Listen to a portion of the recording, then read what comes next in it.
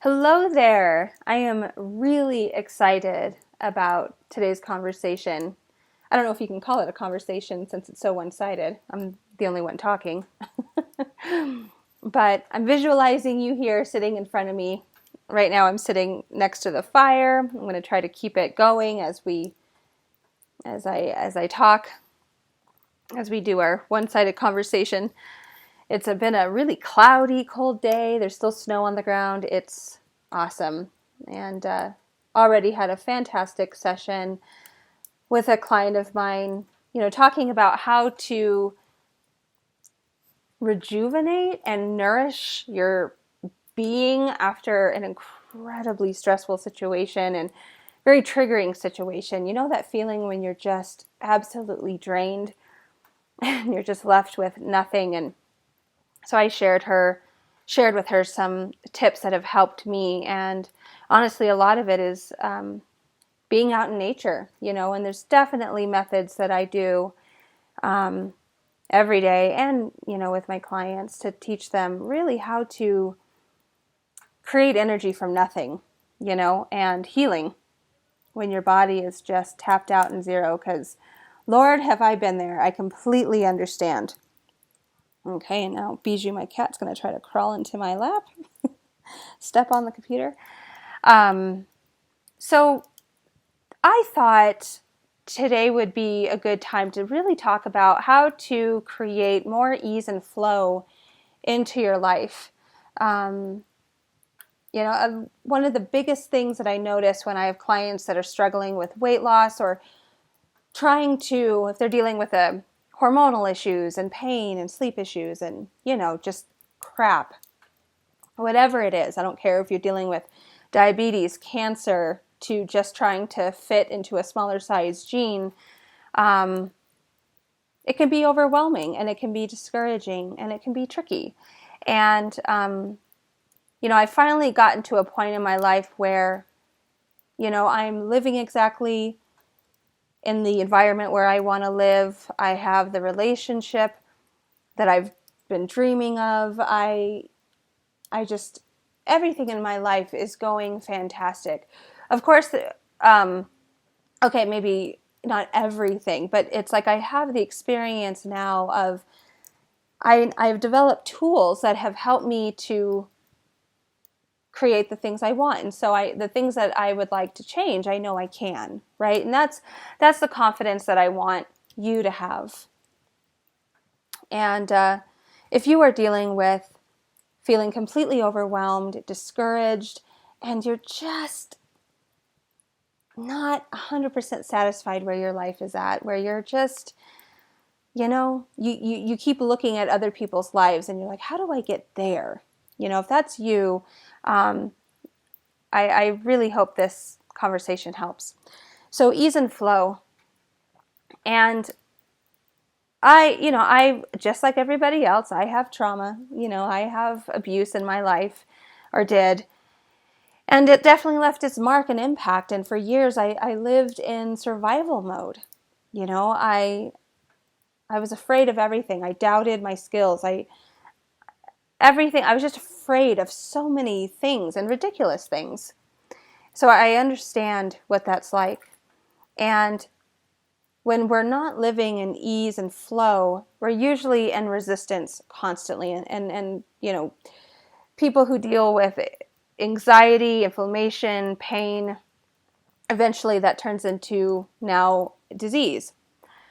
That tells me, people, if you're standing in front of me and you're like, okay, I want to improve my health, these are my symptoms, and I hear those types of symptoms, I know this person has been dealing with years of trauma that hasn't been dealt with, doubts, judgments, shame, guilt, fear, and then living in resistance. And when we live in years of resistance, it creates health issues, and that's the point that I'm trying to get at. And, you may think, well, no, it's because I've been eating all that candy or pasta or cake or whatever, and now I'm fat, and now that's created a hormonal issue and blah, blah, blah. But that's boiled down to the nitty-gritties of it. Why were you eating so much to begin with. Some people use alcohol, drugs, some people use food. What were you using food to do? Get my point? You got to get to the beginning of things, and nothing happens in isolation. So when someone doesn't want to work out, when the thought of training, dieting, blah, blah, blah, sounds like a complete nightmare, I already know they're in a place of resistance. Because the way I lose weight, and I'm not saying that I'm always in this mode. There's modes where, I don't want to do it either. And I feel like it's important to, if you don't feel like working out, don't work out, but do it without the guilt, right? Some people won't work out and then they're like, I should have done something, and they beat themselves up. And that's so silly. When you're in ease and flow, that means you're in allowance. So if your body is saying, I don't want to work out, or I would really, really like this candy bar, or I would really like this extra scoop of ice cream, I feel like it's important to listen to it. I feel like when we do those things with shame and guilt, it creates resistance, creating more inflammation, creating more stress hormone in the body, and it's like this vicious cycle. And I have finally pinpointed exactly what it takes for me to feel inspired to move my body, to exercise, to lose weight. Right now, my fiance Sean and I we have this goal to lose weight before May. Like May is kind of our little goal date, and I have to say I'm having a blast. And there's days where I have a scheduled workout, but then my body goes, no, not today. You need to rest, and I listen to it. And then I check in with my body the next day, and instead of maybe lifting kettlebells, which is what I had scheduled, maybe it's being on the rowing machine, or maybe it's doing a hike. I'm in the flow of what my body wants, and that's so, when we live in flow, we are actually tapped into a powerful part of ourselves. Everybody's talking about manifestation and creation and law of attraction. And really, the key to creating anything that you want is just not being in resistance to your dreams or your goals. When you truly know who your authentic self is, when you get past the ego, and I mean, when I say ego, I'm talking more about, or I'm not just talking about pride and vanity. I'm talking about our insecurities, our fears, our judgments, our shame. When we learn to stop the flow of energy and power into our ego, and we actually switch that flow to our authentic self rather than our ego, that's when we actually grow and expand. And from there, like I said, we are extremely powerful. This is where you see people, say, they get a diagnosis that they'll never walk again, and then they start to walk. This is where you see people heal diseases like cancer, diabetes, rheumatoid arthritis, thyroid issues, skin issues. They stop their depression. It's when they learn how to become in the flow and no longer judge themselves, no longer live in fear, and they no longer listen to their thoughts. Our thoughts are ego-based. Did you know that? I learned that recently, last year. I learned that when we are constantly in our head, and our mind is just a ridiculous, noise with chatter, with, toxic negative thoughts and the fear of the what ifs, and we're making assumptions. That's actually our ego. When we learn to get into our hearts and we practice things like forgiveness, forgiving ourselves, which I think that's going to be my next topic of conversation. When we learn how to forgive ourselves, we then in turn can learn to forgive others, and we create from that truth. From forgiveness comes truth and the truth of the matter. And when we are living in truth and we are constantly connected with our authentic self, we're living in truth. And that creates flow and it creates ease. And from there, that's when life can become an adventure and fun and playful. Doesn't that sound nice? Have you ever just looked back at your life or other people or just the state of the world, and there's so much fear around, you know? There's so many people with dreams that they're not tapping into. And honestly, this type of conversation is actually part of a dream of mine. I, for years, thought that I had to kind of stick to the mold, and because I'm a health coach, I always had to talk about, okay, here you talk about nutrition, talk about macros, talk about how to lose weight. And honestly, that is an interest of mine. But honestly, my dream is to teach people how to truly become the better version of themselves, how to truly achieve joy and happiness and peace, expansion. That's actually my dream. And I was always afraid. I was judging myself like, oh gosh, what if I don't say the right things? What if I'm not impactful? What are my colleagues going to think when I start pulling away more from, the science of things and start talking more about emotion and possible woo-woo stuff, And I judged myself. And I realized, like, a lot of my clients that get the best results and who are creating change in their life, and it's from me being true to my authentic self and teaching others how to be in the flow of life, and instead of living in survival mode and being in fear. So I get it. I completely understand. So thank you for being a part of this one-sided conversation. You are actually being a part of my dreams. And I'm really, and I'm just going to keep moving forward. I am passionate about healing. I'm passionate about expansion.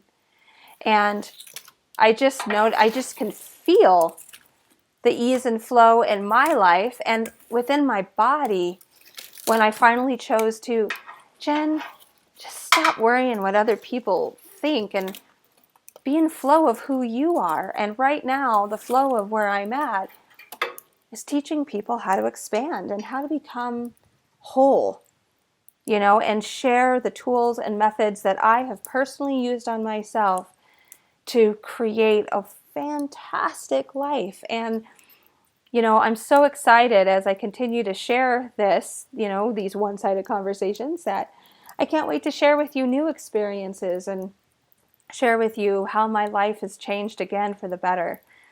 I see just so many people living in fear, and all they do is work many hours. They pay the bills. They have lousy relationships. They're not connecting. It's like they've been married for years, but they practically hate each other. They don't know how to communicate. They don't have time for their kids. They're overweight. They're inflamed. They're denying themselves, their dreams. They're following the mold of what society says they should be doing versus what's right for them, and I'm not going to be a part of it, And I know that rubs people the wrong way. Some people don't get it. Some people expect me to be and respond and teach a certain way, and that's just not me. Never will be, and that's okay. So I kind of touched on it. I mentioned earlier, I was talking about forgiveness, and honestly, that is the first step, I believe, to creating ease and flow and learning how to forgive yourself. So let me ask you, are there things in your life that you're embarrassed by, you're ashamed? Maybe you stole, lied, cheated, you treated someone terribly. I don't know, right? We've all been there. We've all done something, multiple things. I've done multiple things in my life that I'm not proud of. And it wasn't until I truly started forgiving myself and just going, you know what? I was a hot mess. I really was. I was a hot mess, but look what I was dealing with. Look what I wasn't taught. And that is what being in survival mode does.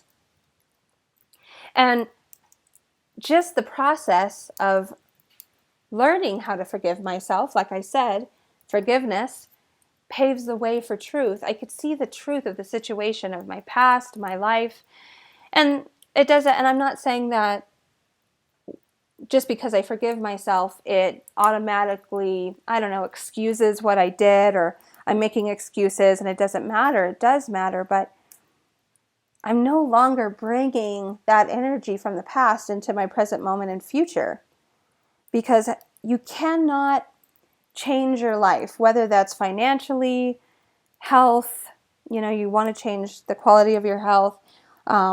Maybe you're trying to achieve a relationship, I don't know, increase more love, whatever it is. If you are holding on to the past and judging yourself, it will absolutely impact your present and your future. And you will be trying to create your life through the lens of shame and guilt. And I may ask you, hey, do you feel like you deserve a fantastic quality, a life that's has a fantastic foundation of health? Or do you believe that you deserve to have plenty of money? Do you feel that you deserve everything that you desire? And you may instantly say yes, like I did. I was like, heck yes, I do. But then when I really thought about it, and the things that I was having a hard time trying to create in my life, when I really thought about it, I actually didn't feel like I deserved some things, because I felt guilty and bad about certain things. And so I had to learn how to forgive myself. I had to realize that I'm a different person now. And I know, and it's that deep, deep feeling of just being done with your life not changing and staying the same. It's finally choosing to create something different for yourself. If you don't like how your life is going, if you don't like how your health is going, it's time to open up. Stop doing the exact same thing over and over again and expecting your life to change, because it's not going to happen. And it has to come from such a deep place within yourself. And I recommend going out in nature for this, honestly. I use nature a lot when it comes to healing my health, healing my mind, my emotions. I use nature a lot because nature it doesn't judge you. You're not going to find judgment. We're going to find judgment with other imperfect humans, but we're not going to find it in nature. We can walk by all the trees and they're not going to be like, dear God, look how you look in those jeans, or cannot believe you did that, last week. You're not going to get that. It's purity at its finest.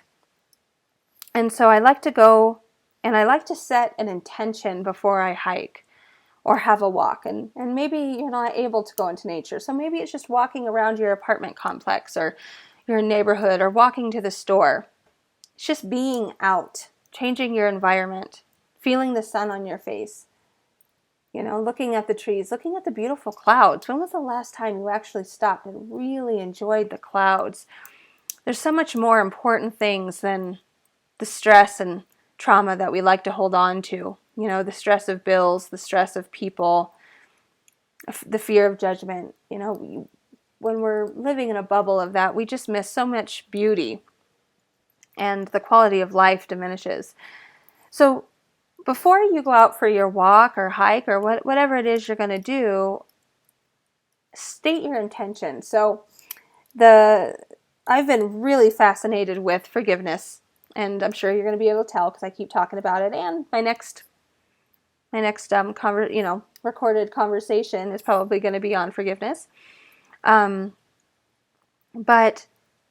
I just was like asking God, nature, higher source, universe, whatever resonates with you.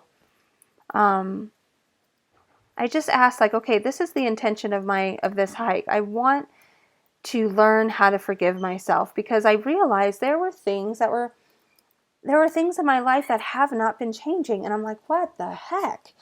I teach people about change. And I realized that there were some things that I was still holding on to guilt and shame. And you can't get to where you want to be if you're living in the past, especially when it's coming from a judgmental place like that. So I asked, like, please along this hike helped me to give me the guidance to finding true forgiveness, truly getting to the place of loving myself.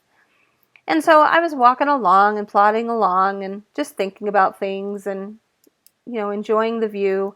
And I don't remember specifically the thoughts that led up to this moment, but I had this amazing meltdown. I know what it was. So I'm walking along and all of a sudden, so my mom had sent me this picture of myself. I grew up in Las Vegas and I was up in Mount Charleston, and her best friend was in town visiting from Alaska, and we had all gone up to the mountains, and there's a picture of me at I look like maybe anywhere between, well, no, I must have been like either 4 or 5 years old. And I'm holding this snowball and I'm looking up. And I love this picture, but it was just a picture. And I was like, okay, cool. But when I was on this hike, that image popped up into my head. And all I could see was, like, my eyes were so big and full of hope and full of, just that innocence that young children have. And, life hadn't kicked me in the teeth yet. And I'm in love with the look in my eyes. And all I could think of was, she's still in me. I'm still her. And I realized for so many years I felt disconnected from that part of myself. For years I used to say the happiest times in my life, the happiest I'd ever been in my life was probably from between the ages of 3 to 5. And after that, I have to say, life was hell. Not all the time. I had a lot of good times too, but the majority of it was just hell. And when I could really connect with that image, I just burst into tears. I just found a rock to go, plopped my fanny down, and I just bawled my eyes out. And it felt so good because I connected to a version of myself that was wonderful. And I hadn't felt her in such a long time. And I don't know if you have ever done any type of healing work, but usually what they have you do when you're healing from past traumas and stuff, they have you as the adult go back and visualize you as a young child and however old you were when the trauma took place. And you go back as an adult and you're soothing that young age of yourself, and letting it know that it's going to be okay, right? That's usually what happens. However, this was the opposite. This time, I was crying my eyes out on this rock, and my, let's say, 4 or 5-year-old self was actually holding me by my hand and looking at me with this expression of, like, life is great. Remember that time in your life where life hadn't kicked you in the teeth yet, and just every day was an adventure, and you just felt so good and you felt so loved, and it was amazing. Such a blissful place. And my 4 or 5-year-old self was looking at me and just telling me that I hadn't lost that version of myself. Life doesn't have to be hard. It doesn't have to be full of judgment. I can love myself and I can love others in life like how I used to. And oh my God, was it healing. I can't even put into words the release and the love I felt in that moment. And honestly, that's the power of using nature to heal. Hold on, I gotta take a sip of my smoothie. Side note, I am sipping a smoothie that tastes just like a Starburst. If you love Starburst, you would love this smoothie. What it has in it has milk, collagen, lemon zest, juice from 1 lemon. 4 ounces of non-fat milk, 4 ounces of 0% fat Greek yogurt, tablespoon of collagen, I put 4 ounces of mango in it. Oh, and vanilla. I put a little bit of vanilla and then a tablespoon of sugar. And it is delicious. And it tastes just like a freaking Starburst. So I think I might add this to the Facebook group if you guys are a part of it. Or maybe I'll create it as a blog or something. I don't know. But that's my Starburst smoothie. I digress. So anyway, that's the power of using nature. Like, I had no idea that was going to happen when I first started my hike. But being out in nature and how energetic and how powerful and how pure and the nature is, and asking for guidance, having an intention, is how you create change and how you facilitate healing. And that's what that hike did for me. And I invite you to do that. State your intention, like, I want more ease and flow. You know, how do I get that? I had one client the other day do it, and she got the message that she needs to look up more. You know, and so on her walk and hike, she was looking up at the trees, and I imagine looking up at the clouds, and maybe that means asking for guidance from a higher power, you know, whatever resonates with you.